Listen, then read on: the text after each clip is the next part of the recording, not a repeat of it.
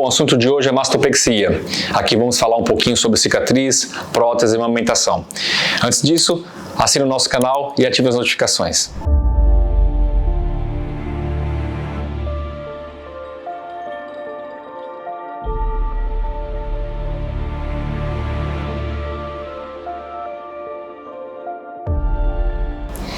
Pessoal, a mastopexia, realmente a gente entende que exige uma suspensão do tecido mamário e que para que isso ocorra, a gente precisa colocar cicatrizes. A gente precisa ter o benefício de uma mama mais bonita, mas também a gente precisa ter o ônus de ter cicatrizes.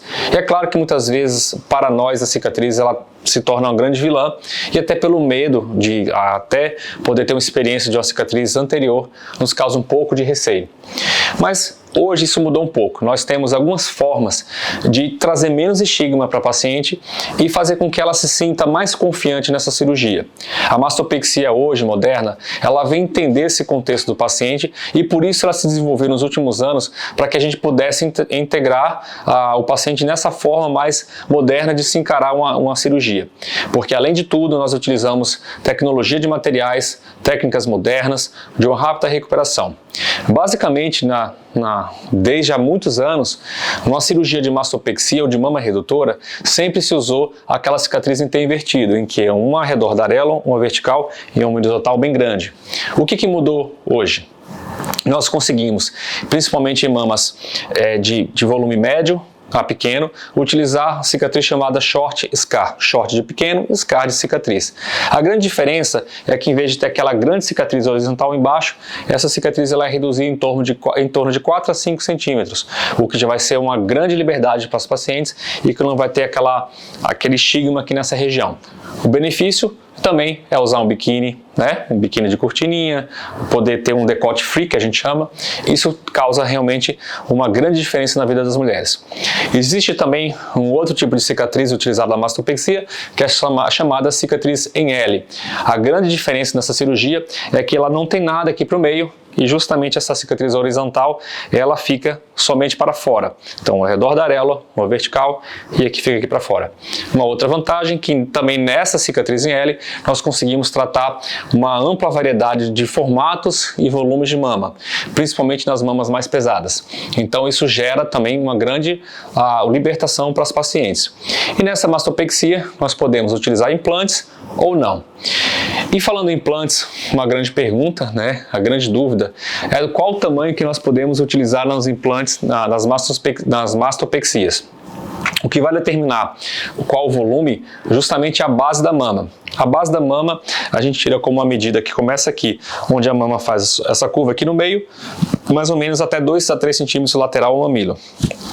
Pegamos uma régua e medimos essa base. Normalmente as mamas têm entre 10 a 12,5 centímetros. Então, se a mama tem uma base de 10 centímetros, equivale a aproximadamente uma prótese de 200 ml. A cada centímetro que sobe, a gente consegue aumentar mais volume. Por exemplo, uma mama de base 11, nós conseguimos colocar 240, 250 ml e assim sucessivamente. É importante entender que a gente não precisa de mamas, de próteses muito grandes para ter um colo bonito, porque com o método dual plane a gente consegue trazer essas mamas mais sustentadas com a grande resistência, além do uso do sutiã interno para conferir grande estabilidade para os implantes. E uma grande questão que fica também é que com o uso dos implantes a gente tem uma faixa variável entre 200 até 300, 330. É recomendável que a gente não utilize implantes maiores que 350, porque eles causam ruptura das fibras musculares, trazem mais série de complicações e perda do resultado.